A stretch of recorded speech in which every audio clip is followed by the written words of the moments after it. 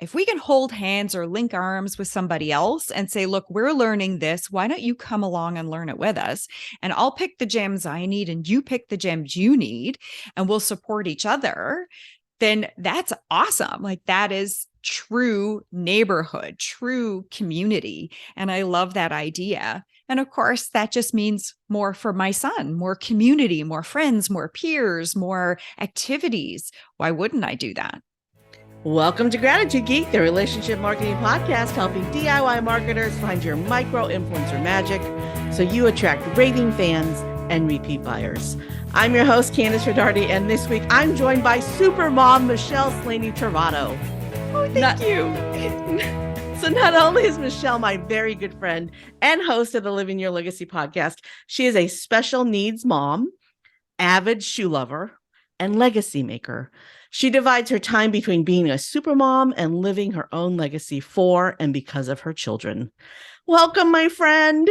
I'm so excited to be here. Oh my God, I can't believe it's been so long since we've talked to each other. I know. So, listener, this is going to be a conversation between two old friends, and you guys get to listen to us talk.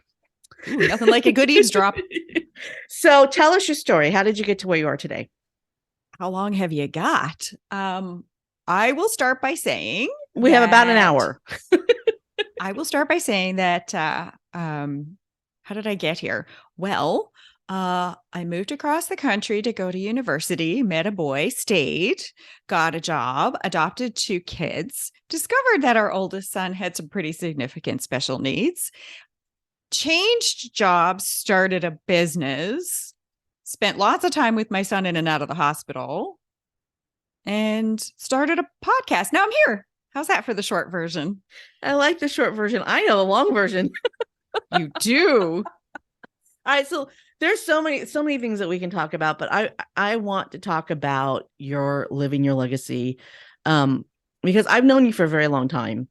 And something that you have always talked about is living the legacy that you want your children to have, not just leaving them a legacy, but actually living it. And you are actually doing that. Mm-hmm. So talk to me about that. Okay. Well, the journey to find out my oldest son's disabilities, the depth and breadth of them, was a 4.5-year journey where I took myself and my child heart in hand and went from specialist to specialist to specialist to specialist and got bad news everywhere I went. Now, I say that very glibly. It was not a very glib experience for me. It was heart-wrenching and heartbreaking. And there was a lot of thought into, what does this mean for this boy? What does this mean for our lives? And ultimately, my husband and I decided, and my background is that I am actually a special ed teacher, and I have in my experience seen so many kids that were disabled, not because of the disabilities they had, but because of how their parents treated them, that we decided that we weren't going to be that family, that we wanted him to go as far as he could, to spread his wings and fly as often as he could, and we were going to be right there to support that. And now, at the time of this recording, he is 18 going on 19, which in Canada means at 19, he is the legal age of majority and legally an adult. So everything in his world is shifting. All his medical professionals are shifting. All the service providers are shifting. The funding source is shifting. And when you shift from the children's system to the adult system, there is, well, sadly, a lot less support, a lot less things for him to be involved in, a lot less of everything, except the work we have to do becomes a lot more. And we decided that, again, we want him to live the life that he wants to live. And how are we going to get behind and support that? And so it came to be that, he is talking about now wanting to live on his own, and living independently is not something he will be able to do. He'll always require some level of support. So how can we do that? And that sort of led us on a journey it began about 4 years ago, and we're right in the throes of it now. And it's really exciting and inspiring, and we get to inspire other people by just literally living it as we're doing it. That's kind of where we are. But not only are you inspiring people by living it while you're doing it, you're bringing other people along for the ride. You bet we are. I want to bring as many people as we can along with us. The reality is that being a parent is hard, and any parent out there will tell you that they completely agree with that. Being a parent of a child who has medical needs, has cognitive needs, I mean, besides, icky teenager, I don't like my mom stuff, like serious cognitive disabilities, has physical challenges. Like when you got all that, it's a big ball of, well, yuck. And there's so many more things that we need to do. And it can be very, very lonely. You do really kind of feel like you're out there all alone. And our son doesn't fit into any nice little box. So he doesn't have a singular diagnosis. So there's no agency or organization that we can go to that they have the answers. So for us, it's go to the CNIB, the Canadian National Institute for the Blind. But I have to search through and comb through their information for a gem or a nugget that I can actually use because he's not blind. Oh, well, we can teach him Braille. That's great. He doesn't read. So how's that going to work? Like there's so many pieces that I look at people, I'm like, oh, I'm so glad you offer those things, but I can't use them. That we decided along the way that if we can hold hands or link arms with somebody else and say, look, we're learning this, why don't you come along and learn it with us? And I'll pick the gems I need and you pick the gems you need, and we'll support each other. Then that's awesome. Like that is true neighborhood, true community. And I love that idea. And of course, that just means more for my son, more community, more friends, more peers, more activities. Why wouldn't I do that? Oh, yeah. And by cherry picking the things that you need from each service, it's exhausting, I'm sure, but you are also probably learning ways that you can help others. You bet. We love to help other people. My son is super social. Candace, I know you know him. Anybody who has met him, he is like the social butterfly. He lights up a room when he walks in and he like loves everyone and just loves to be around people. So that makes it so much easier for me to be out and about doing things with him. But it's so nice to include him in it. He is capable of making some of these decisions for himself and telling us what he likes and what he doesn't like. And along the way, again, I get to model for other parents what it's like to empower your child, because it's so easy to get caught up in their disabilities, all the disses, the things they can't do, the things that are super hard, the things that are overwhelming.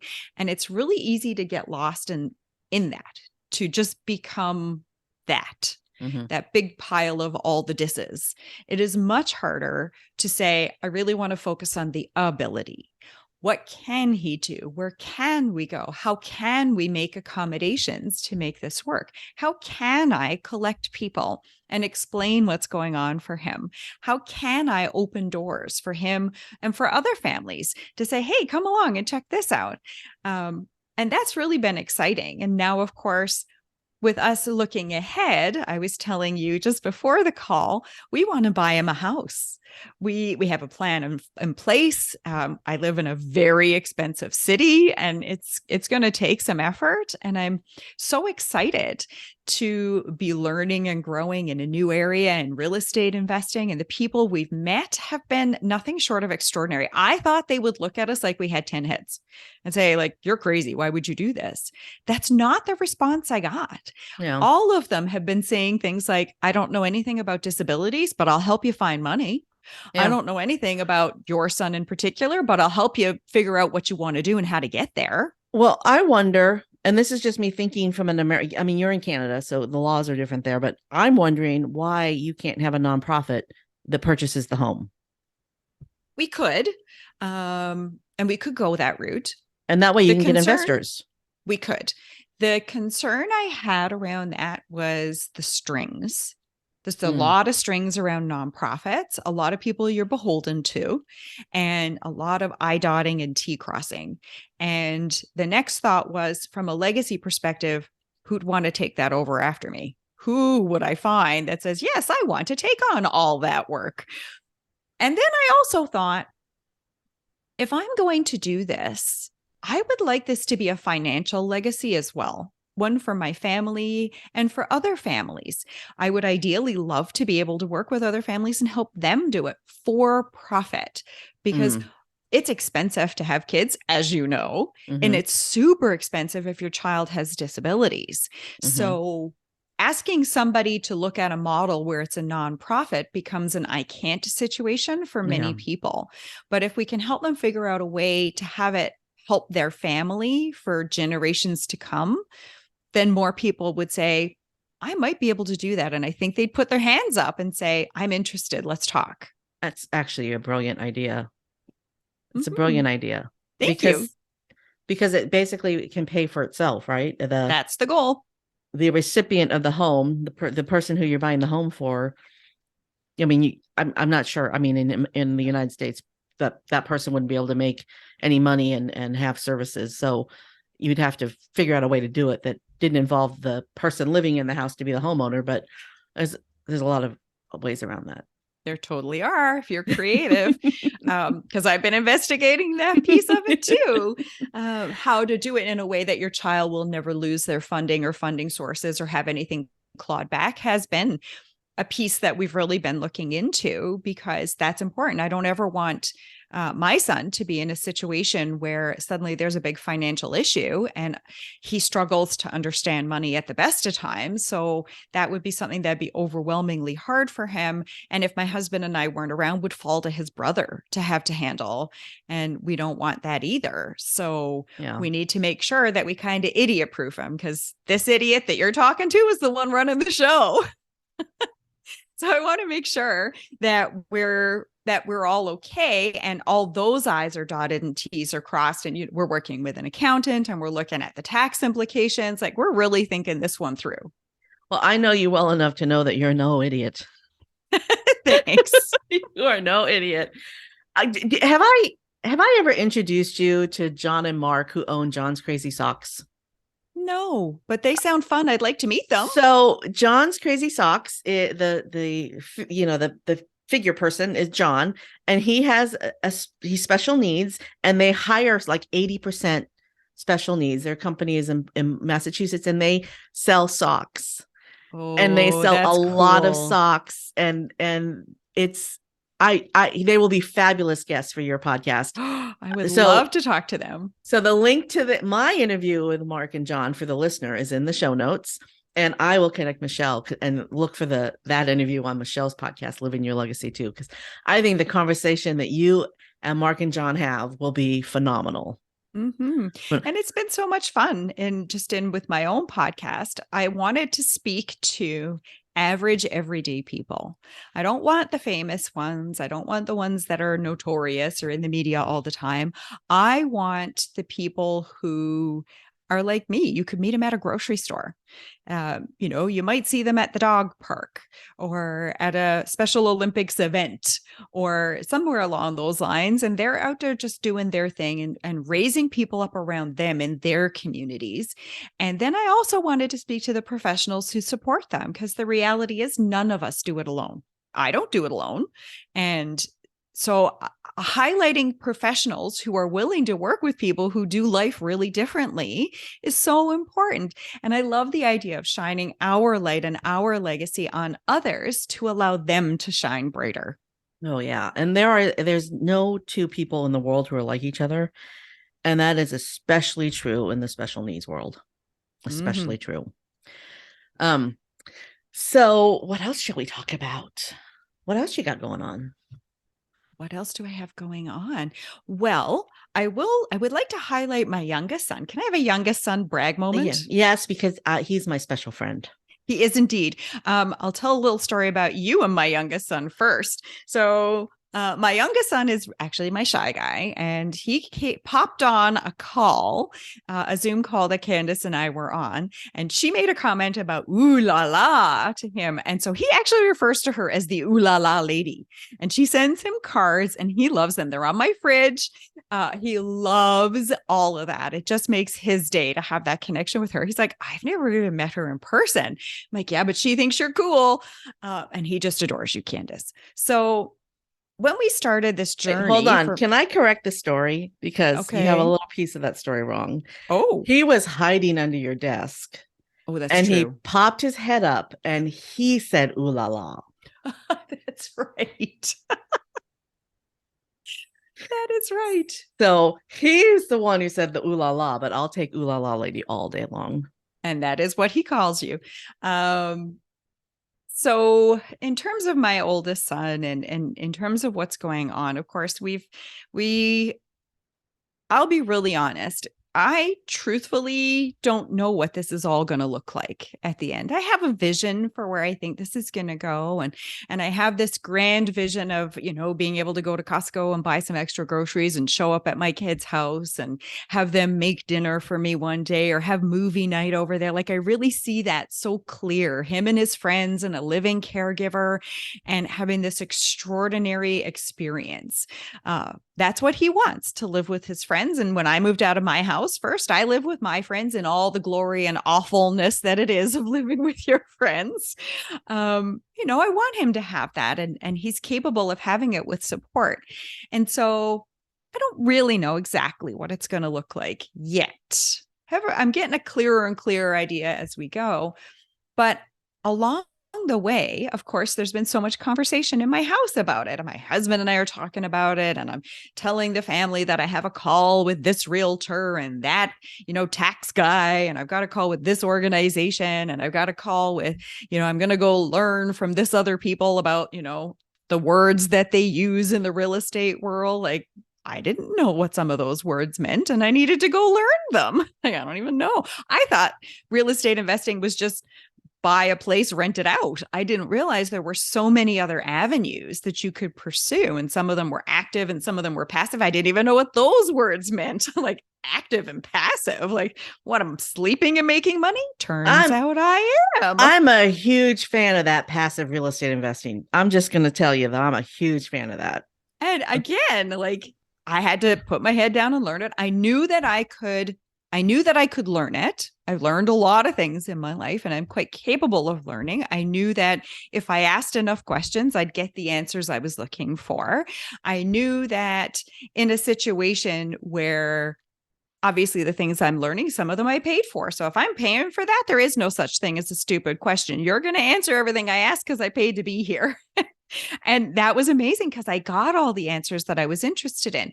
What I didn't know was that my youngest son was eavesdropping along the way. And he is a self-proclaimed skilled eavesdropper. I have to be very careful what I say when he's around. Thus the hiding under the desk when we were on Zoom. Mm-hmm. Now he does it like from his room upstairs. He'll be like, I didn't catch that last part you said. So he doesn't hide it. But we were in a meeting with a gentleman who wanted us to invest with him. And at the end of the meeting, he said, do you have any questions? And my younger son, who was sat at the table with his iPad, said, actually, I do. Can I ask a question? And the guy looked at him and looked at me and looked at him. And I said, sure, honey, go ahead. I didn't know what he was going to ask. And his response was, so can I get in on that too? I'm like, what? And the guy's face, he was like, what? Because he was 11 when that happened.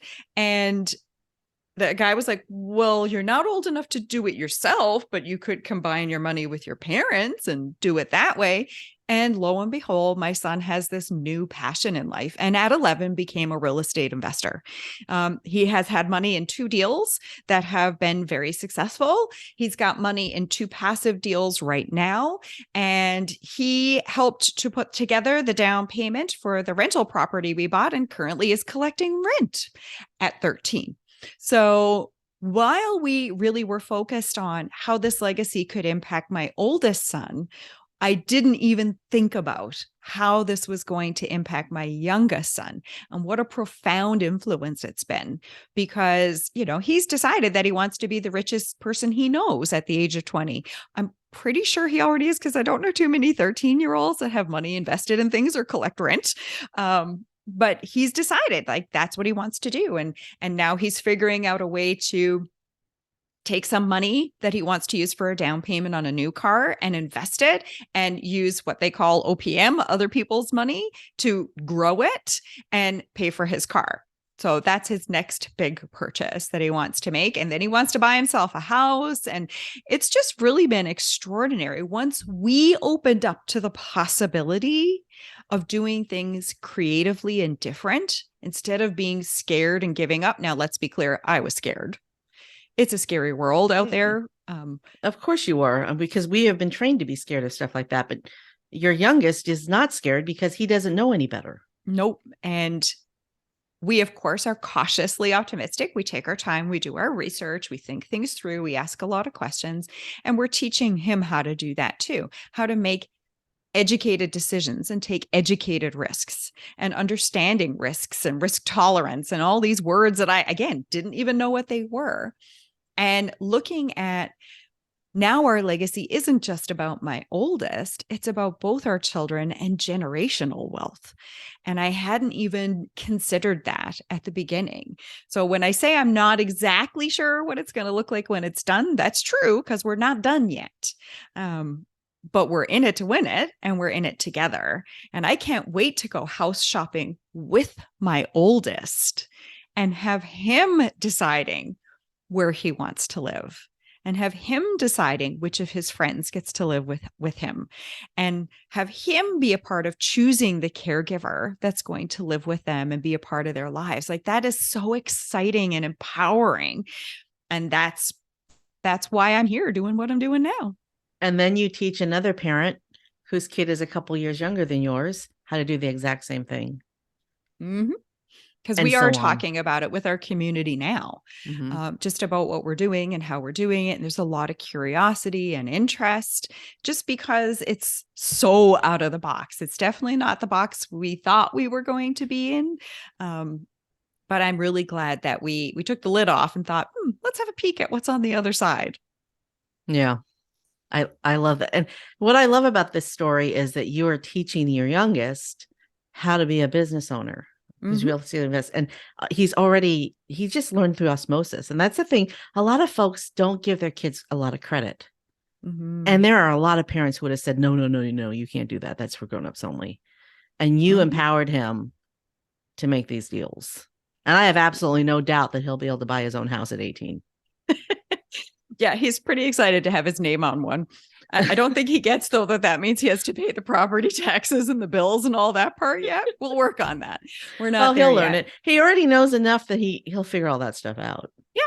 And of course, your focus here is on, showing gratitude and being a part of follow-up. That is a huge part of what we do. The reality is I am so grateful for all of the people who put their hands up and said, let's have a conversation.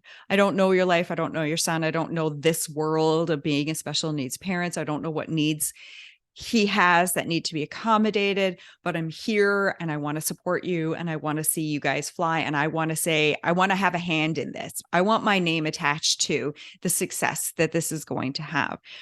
And then, of course, other people showed up. So our realtor that we found is a special needs mom. And so she's like, I know exactly what you need in that house. And when it's time, you tell me. And she is fiery and she's amazing. And I know she'll fight so hard to get what we need for our son. Right. And our mortgage broker is a special needs mom. And she gets it. She's like, I will go to the ends of the earth to get you money. And I will pull that disability card and do whatever I need to do to make that happen for you. And so we're surrounding ourselves now and creating this team. And I tell them all the time how grateful I am. And I share with them my appreciation. And as many times as I can, I pass referrals because these people are going way above and beyond for us. And so the least I can do is go a little above and beyond for them too. Well, you're really good at bringing people along for the ride. I mean, you don't even know, but in the background, every once in a while, I screen for people to introduce to you. I have one simmering on the back burner right now that I want to have a conversation with first before I introduce her to you. But, I am along for this ride with you, even though I'm not even really involved. I've just bought into your story. And that's the power of story. You believe it so much that everybody around you believes it too. Oh, I do. I have such faith that we'll get it done. And the reality is it's kind of, being mama bear.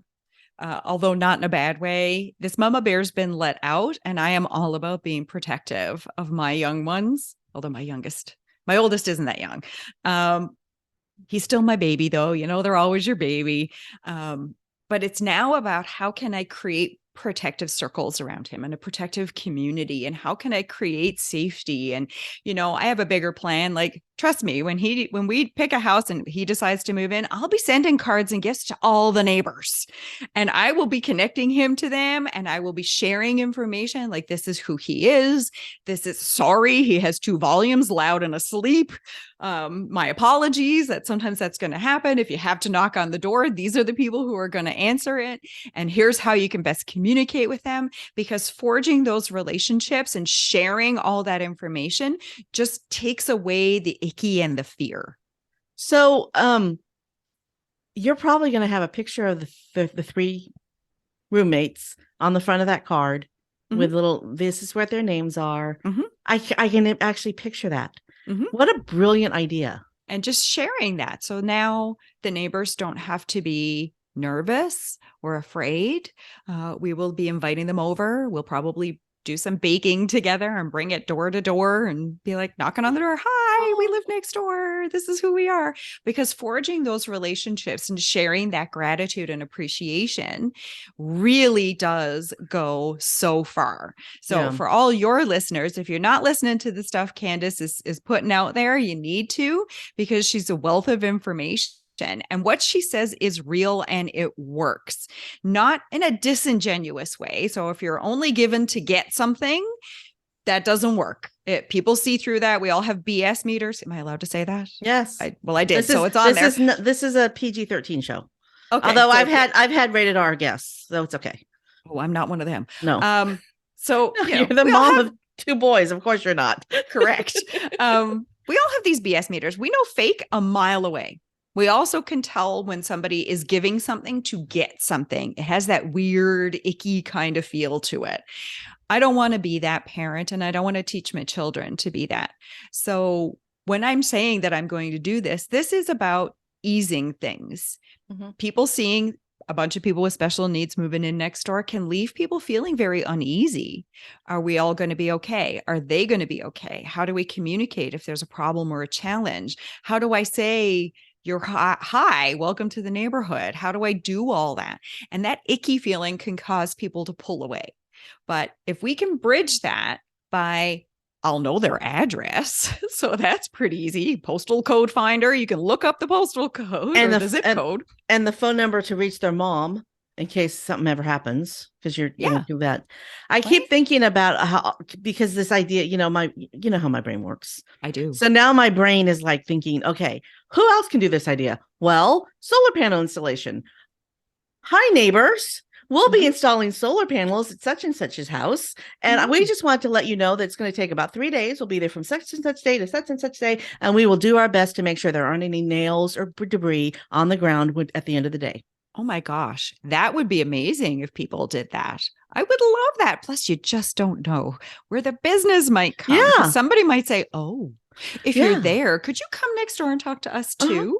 But wouldn't that be cool if people did do that? Because at least then you have a heads up. So if I need to adjust my schedule, or I need to go to a coffee shop to work, or go over to my sister's place to work, or whatever, I can do that. And I would be so grateful for that information. They are building a house 2 doors over. And there are times where I'm like, what the heck is that sound? And they've been building this house for 6 months, right? It's a father and a son building the house. But yeah, heads up if you're going to have a jackhammer. Did you let your neighbors know you're going to have a jackhammer that day? Yeah, that'd be useful. For sure. Just a simple knock on the door. Hey, we're going to have a jackhammer today. Or, whatever. I know. Yeah. And if people just spent 5 minutes thinking about it, because we've just, between the 2 of us, shared a bunch of different ideas. And that's me with my son just thinking, okay, so he's buying this house. I know these guys are loud, and they're just loud. So how do I help the neighbors feel they're okay? How do I create this community? Because my son doesn't know how to do that. So it's on me to do it. Well, that's fine. But then should anything go wrong or there be some weird sound in the house, those neighbors are going to call me because they're going to have my number. So that adds a whole other level of safety and security for me Oh yeah, and the for peace of them. mind for you. And And for then you're them gonna too. and then you're gonna go around and meet them. Of So course you're I gonna am. actually know them, and they're gonna see how awesome you are. Well, So thanks. I'm you, hoping they'll see that. Maybe the brownies will make them see it. you're totally awesome. One way or the other. But again, from that perspective, if somebody has a business or even, again, you're moving into a new neighborhood, just from that, why not put together something and knock on the door of your neighbors? We did that this year. We just moved into a house. And our neighbors, I mean, it's just post-COVID in Canada, well, all over the world, but here we were pretty strict on a lot of stuff. And so we had the neighbors next door to us and the two houses across from us come over for a little holiday event. Well, it turns out that several of them moved in during COVID and hadn't actually met all the people around because it was COVID and you weren't allowed to talk to people. And so bringing them here in our house, they were super excited and grateful. Well, we wanted to meet them, but again, that adds another level of protection and kindness and caring. The other day I went to school and one of my neighbors texted me and said, your garage door is still open. I'm like, oh crap. I totally thought I had closed it. She's like, it's okay. I'll just run over and close it. And she did. But Yeah. if we didn't do that at Christmas, didn't reach out and connect and have them come over, would that have happened? I don't know. She's awesome and she probably would have done it, but that is so important. You need to at least know the neighbor who lives behind you and the neighbor who lives in front of you. Right. And so you take that and extrapolate from that, like you were talking about the solar panels people, and they're coming and they're just going to send a little note to all the neighbors and say, look, here, we're going to be here. It is going to be a little noisy. We apologize. Here's what we're going to do to mitigate that. But in the meantime, here's a Starbucks coffee card. Maybe you can go grab some coffee while we're making the worst of the noise. Oh my gosh. Can you imagine how many jobs referrals they would get from that? They would end up doing the whole neighborhood. Every house in the neighborhood would have solar panels by the time they were done. Right. Because people would talk about that because who does it? Nobody does it. Nobody does it. The show my guest from last week, David Bear. Sorry. He was a guest on my show and I sent him a big card with 2 brownies, and he sent an email out to his whole list with a picture of the card and brownies, talking about the importance of sending these shock and awe packages in the mail. And, he said that he's had 175 guests on his show and only 2 people have ever sent him a gift. Nobody does it. Nobody does it. So if you want to stand out in your community, in your neighborhood, in your marketplace, truthfully, it is so easy to do. It is equally easy to forget to do. But if I'm going to encourage anybody for anything, it would be to not forget those pieces. Mm-hmm. The world today is a little crazy. It's very stressed. And those kindnesses get noticed far more than they've ever been noticed before because of all that other stuff. Well, so, the open rate on an envelope, if you get a package in the mail that doesn't look like junk mail, it gets 76% of the time it gets opened first, which my spam folder probably has 300 messages in it, and I have to go through it every once in a while to make sure that my spam folder doesn't have anything important, So, and I go through it, every few days. So, yeah. And again, if there's any special needs parents listening, I do this at my son's school too. Every year when he has new teachers, I send the teachers a card and brownies, and it's a picture of him and it's just information about him. Hi, my name is, and I'm in your class. Here are some things you need to know about me. And I just list them out. And every time I do it, well, there's brownies, and we all know that the way to people's heart is through chocolate and food. So I am no dummy on that one. I got that. But it's the card. It's his picture. It's the information about him that's shared from his perspective. I keep the language very simple, and he is usually a part of it, choosing the picture and things like that. I hear from everybody about it, how important, what a difference that made, how much more comfortable they felt having him around, how they were excited to have something they could communicate with him about because he knows that it's going out. And so when they receive it and they show it to him, now this is a little thing that we can connect over. And that makes a huge difference. I send them to our healthcare providers because the reality Me is, too. as much I as do the they're same well thing. paid, they're not thanked very often. Nope. Right? None of Nope. us are. Everybody feels like we're not thanked enough. So send them a thank you. Yeah. Send them, thank you so much for giving me that extra 15 minutes to answer my questions or to let me mop myself up when you shared with me some awful news, to give me space to just grapple with that. And I have certainly had that experience. And again, those cards, I find them on desks, pinned to the walls, under plastic covers on desks where they're kept so that they're safe. I've had doctors' offices that normally charge for letters and notes. And the message I get from the secretary is usually, so if you send a card with a picture of your son, she won't charge you? Question mark, question mark, question mark. I'm like, I can't guarantee that will happen, but right? there is some evidence. Yeah. Like when you think about it from that perspective, taking the extra 5 or 10 minutes to put some focus on what you're grateful for, to say thank you in a very genuine way, to share information that will help somebody moving forward is a good thing to do. So it can never hurt you. It will never come back to haunt you. You're not likely to ever be sued. I have not heard of one person suing someone for saying thank you ever. Right? No, I don't think I have either. Right. Like it doesn't happen. But when you create that sense of those warm fuzzies, when you make someone smile because you thought of them, now every time they think of you, they're going to smile. So whatever it is you're looking to accomplish, whether that's growing your business, growing your email list, growing your following, in my case, looking to buy a house for my kid with disabilities, whatever that is, the path is going to be that little bit easier when you connect and collect people that way. Well, and so the service that Michelle and I use to send these cards and brownies, we use the same service. A link will be in the show notes. Absolutely. I have a good story about it though. So, I've been living with metastatic breast cancer for, I don't know, 9-10 years, something like that. I don't know. I really have lost track of how long it's been. But when I was first diagnosed and it'd been a year of chemo and then they found something on my lung, I had to go in and have my lung biopsied. And when I went in for the lung biopsy, the nurses, 2 of them popped their head in the door and they were like, Candace, we're so excited to see you.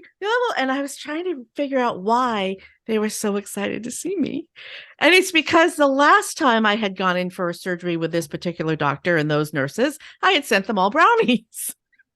And they remembered me because of the brownies and the thank you card I sent. Of course. So, who does that? Who sends the nursing staff those things? Exactly. But I was really confused as to why they were so excited to see me. And of course, the last time I'd been in, I had surgery. So I had been, drugged up. So it took me a minute to figure out that it's the same nursing crew. Right. But yeah, they were just so excited to see me and they took such good care of me. Such good care of me. And all I did was send them brownies. I didn't send them brownies so they would take good care of me. I sent them brownies to tell them how much I appreciated that they had taken good care of me. Yeah, because at the time you didn't know you'd be back. Exactly. I had no idea I'd be back at that point. Right. Actually, I ended up having surgery with that doctor 3 times. And they took care of me the final 2 times just as well as the first time. Nice. And they were excited to see me every time. It wasn't really surgery, it's more procedures, but long story short, we keep talking about brownies, but they are magical. They are. And the cards too. Again, it's just that it's the fact that you took the time, the 5 minutes, the 10 minutes, because the service that we are talking about is quick and easy, to do that you took that time out of your day, that you thought enough of someone to reach out in that way. Most people don't do it. As we have established. And so it makes a big difference. So if you're looking to again, create your own legacy. If you're looking to move forward with something that's got you really excited, build that piece into it, because my community has grown extensively. And I have lots of people now that I can call on at any time for just about anything. And they are, like your nursing staff, excited to hear from me, interested to know what's going on, are connecting me with all the right people. And so I like to say that when we started all this, I use the analogy of the Knights of the Round Table. When King Arthur built the Round Table, it was so the table had no head and no foot. Everybody at the table was equal. And when the knights came, they laid their swords on the table, and each of them brought their skills and gifts with them. And he knew he, as the leader, needed to make decisions, but he didn't have all the skills and gifts. But if he could surround himself with the right people, with the right skills and gifts, they were going to be able to do extraordinary things. And they did. So my round table is rapidly getting filled by extraordinary people who are saying, hey, I don't know your experience or your son. That's the thing, the piece you bring. I know this part. Let me share that with you. And somebody else is saying, I know this other part. Let's share that together. Do you know somebody else the great thing about the circle, though, is that all you need to do is take one step backwards and you have room for so many more people in your circle. Exactly. And we can build it as like your husband builds furniture. So we can build it as like an expandable one, like you could put leaves in it and just make it bigger and bigger and bigger, or create more circles. Right. And so that's sort of the analogy that I've got. And the more that I share my vision as it's changing and growing, the more I share my excitement for this, the more I start asking, like, well, what if I could? And I talk about that a lot. That little voice in your ear, if you've got it, that whispers to you, what if I could? And it's a whisper. When the world is screaming at you, you can't. If you listen to that enough and you start asking that and take some action on it, those people will show up. When you thank them for showing up, when you spend that little bit of extra time collecting and connecting with them, really it cements that relationship forever. And then no matter what difficulty or challenge you end up facing, people want to face it with you as opposed to against you. And so that would be the thing I would encourage people to, a couple of things. Look outside the box. If things aren't working the way you want them to work, take time to take stock of it and say, what if? What if I tried it that way? What if I connected with that different person? What if I got off this path and went on a different path? What would that path look like? Could I go down there? Could I learn it? And then to just keep asking the what if. What if I could? What if I could actually create this legacy? What if I could buy my son a house in one of the most expensive cities in Canada? And let me tell you, it's expensive. When I think about the numbers, it gives me heart palpitations, but I'm still in it, right? Because the reality is I don't have to have the whole price. I just need to have enough, because in my image of this house, there's going to be a suite. I have to have enough of a down payment that the suite can take care of everything else. Well, that's about half of what I think I need. So I've already cut it in half just by thinking outside the box, right? For those of you in the United States, a suite is like a mother-in-law that can be rented. Yes. There. It's a basement suite. It has its own door. You don't have to come through my house to get in there. Oh, there's lots of that going on here. So again, right? Like looking at it from a very different, taking a step back from a problem that's 6 inches from your nose, where you can't see the forest for the trees, and saying, okay, what if I could come at this a little bit differently? Is there a different outcome I can create? Who can I talk to? What can I learn? How can I connect with people? And honestly, at the beginning of all this, our idea was very different, but we just started talking to people. This is what we're thinking about, and thinking people were going to tell me I was crazy and go away. And they didn't. I was very surprised by that. They were very encouraging. Because it's a great idea. They're like, I don't know how you're going to do it, Michelle, but I'm in. And I'm like, okay. And some of them, I still haven't sort of found a place for them yet, but they're in. That this podcast is a business podcast, right? It's a business podcast. So there are people who are thinking, well, what in the world am I learning about business from a woman who's buying a house for her special needs kid and two of his friends, right? What am I learning? Oh my God, you haven't been paying attention. I would suggest that you need to listen to the follow-up piece in the middle of this, because that's where the magic is. Oh yeah. Yeah. I mean, the vision is the important thing. You have a vision, and it was such a good vision that other people bought into it. Mhm. And then more people bought into it. And the more people who bought into it, the clearer it became. Yep. And the easier it became to do. You bet. Right? And I would also suggest for someone in business to adopt an abundance mindset. Absolutely. That would be key. Desperation breath stinks. Yep. Yeah. So adopting an abundance mindset, meaning maybe I'm not doing business with you today, or you're not doing business with me today. But if we keep in touch, and if I make you feel important, chances are we're going to be doing business tomorrow, or the next day, or 2 years from now. Or somewhere down the line. Or they're going to bring me people that I will do business with because I took the time and the energy to keep in touch. So my husband and I launched our business 25 years ago. And the year, I don't remember what year it was, but it was pretty early. But the year that I stopped worrying that there wasn't going to be enough money was the year everything became easy. Mm-hmm. You know, I never worry about there never being enough money, because there's always enough money. Mm-hmm. We had years in that business where we did multiple six figures, and we had years in that business where we barely made 60,000, Mm-hmm. but there was always enough money. Mm-hmm. Always. And I would also encourage anyone, if they're listening to this and you're considering going into business, you have an idea and you don't know if it's going to fly, listen to your what if I could voice. Oh. Talk to people, go out and connect with people, share your idea. The idea that I have now wasn't the one I started with, because the more I started talking to people, the more they brought things to my attention that I hadn't thought about. And it helped to formulate and refine our idea over time. And these are experienced professionals. And I valued their input because it came from a place of caring and compassion and wanting to see me succeed. We're looking at this to take care of our son. I envision potentially a business moving forward where we're going to help other people do the same. So this isn't just about my kid. I have no doubt that that's happening. It's already happened. It's already happened. This is not just about my kid. So if you have an idea and you think that there might be a market for it, then you need to go for it. You need to put your head down, go do some learning, talk to people, and listen to that voice. Take into account that other people's opinions can be important. Be aware, though, you'll hear lots of no's. You'll hear lots of, well, I wouldn't do that. But you need to consider who it's coming from. Yeah. The people who have worked hard to get where they are never going to tell you not to do it. Yeah. Because they know what that was like when they had their ideas. It's the people who've never done anything are always going to tell you not to. So think about where the advice is coming from. Is it worth listening to?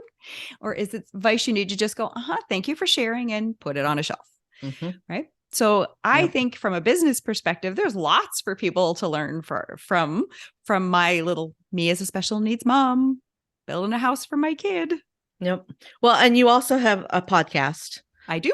So let's talk about your podcast real quick, because we need to wind down. We've been talking forever. What the listener doesn't know is that we've been talking for a lot longer than we've been interviewing. Yes. So, in this process that you've had, what are you on, like episode 20-ish?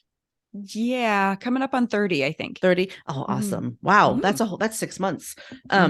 So in this time that you've been doing this thing where you launched your podcast, this year, or this past year, and you're learning the whole process.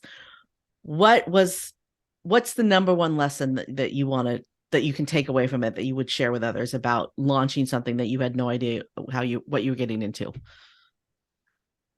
Get support. That would be my top thing. I didn't know anything about podcasts except that I liked listening to them when I walk my dog, and I have a few that I love and I get lots of value out of them. So I knew that there was a place there, but I didn't know how to do it. So get support would be my thing. Go and get it however you can. If you can afford to pay for something, then invest in yourself and make that payment. And it is viewing it as an investment versus an out-of-pocket cost. Yeah. And so invest in yourself if you need to. If there are ways that you can do it that are cheap or free and work for you, then great, go ahead and do those too. But get support. It helps to save you a lot of heartache, a lot of mistakes, it could be money as well, because if you make mistakes, sometimes they're costly. Get connected in a community of people that are doing something similar to what you're doing. It might not necessarily be exactly the same. And sometimes it's great if it's not, because then you can really learn from somebody who's doing it just that little bit different. Like, oh, I like that angle, or I like how you worded this, or wow, I hadn't thought about adding that piece to my business. So there's a lot to be learned there. Be a part of it, but not just as a looky-loo on the wall. Don't be a fly on the wall. Be an active participant. Ask questions, support other people, because that's going to help you get the support you need later. Because again, when people feel that connection with you, we naturally always want to help people. Yeah, we do. That little old lady down the street that isn't speaking whatever language you speak and looks lost and looks like she needs help. We all feel that need to go and help her. We just do. So people will want to support you if you're an active participant. But if you're not active, they don't know who you are or why you're there. And that breeds suspicion. So people are not going to be as supportive and open. Well, and they also don't know you need help if you don't ask for it. True that. Just saying. And asking for that help, investing in yourself, giving it some time and focus, and allowing things to grow. I like to say, right now, I am setting the table for the meal that will be served. That's what I'm doing. I love that. And as we get going, that meal is simmering away and it's starting to smell really good. And when we go to enjoy it, we will truly enjoy it. So allow yourself time to set the table, do it right, and then pursue it wholeheartedly. Yep. And podcasting is work. So you can't you just don't press play and put it out in the world and it's done. It's work. It's a job. Don't tell them any different. It's a job. Okay. I'm just saying it's a job. Like last week, I told my husband at the end of the week, I was like, I feel like I had a 9-to-5 job this week. It was exhausting. It can be. It was exhausting, but 28 people added themselves to my calendar. Well, that's amazing. Yeah. Yeah. So I worked hard for those 28 connections. That's awesome. Yeah. Okay. So what's your favorite now that you're doing all this thing, what's your favorite marketing tool, tip, or technique? Obviously send out cards. Yes. And I'm going to give a plug for Candace's service. The link is in the notes and you absolutely do need to click on it.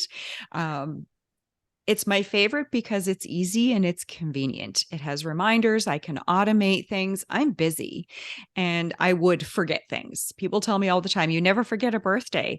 And I say, but really I do. The system reminds me of those important times so that I always seem like I remember all this, but I don't. However, what's important to me is those relationships and how I'm showing up in those relationships.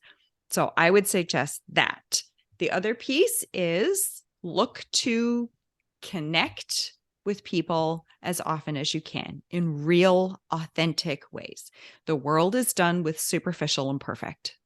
You know, if I was real, if I were to ask myself that question, what's my favorite marketing tool, tip, or technique? I would say connection. Connect. Yep. Now that it just occurred to me that that's the answer. Yep. And spend some time, not just connecting for what you will get, but connecting for what you can give. So whether that's giving a referral to someone, putting together two people who absolutely need to know each other, offering to help your neighbor with their solar panels, whatever it is, right? Do it, because when we act in kindness like that, when we connect with people from a giving perspective, a wholehearted perspective, it just attracts people to you. And you'd be amazed at the magic that will bring. Yeah, it will. And the more connections you have, the more rich your life is. And frankly, so is your bottom line. Yeah. Yeah. I think that the most proud moment I ever had in my business life was when I attended a BNI meeting, and it was a group of people I didn't know, but I knew one person in the room, and she said, "This is Candace, and I consider her to be a master connector." And I'm like, I'll take that title. I'll take that title. And then everybody in the room considered me a master connector. Mm-hmm. It was a good feeling. It's like, and now I own that title. Now that's what I tell people I am, but she had to say it first.